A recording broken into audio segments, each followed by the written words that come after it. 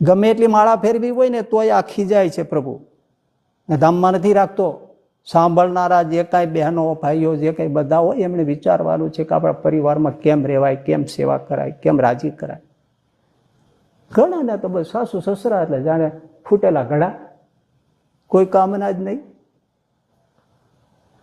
હવે અમારે ઘણી પાસે આવે કે સ્વામી ખરેખર હોત કૂતરાની જેમ રોટલો નાખે ને એમ થાળી આપે.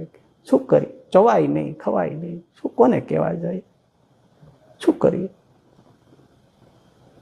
દીકરા પણ મા બાપની સેવા ના કરે. આમ ઘણું ડોનેશન કરતા હોય, મને આવા ઉપર તો બહુ ખીચ ચડે, એવા ઉપર તો બહુ ખીચ ચડે. હવે તમે આ બધું આપો છો, આપો બીજી બધી જગ્યાએ, પણ માવતરનું શું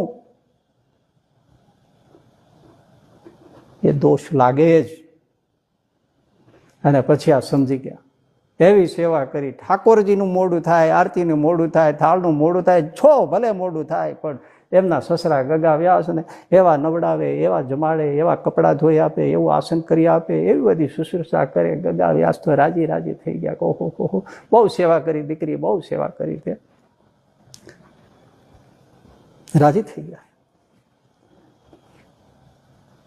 4-6 મહિને શ્રીજી મહારાજ આવીને ઉભા રહ્યા, ચાલો તમારો દોષ હવે નિવૃત્ત થયો, ગગા વ્યાસનો રાજીપો મેળવો અને હવે હું તમને તેડી જાઉં છું.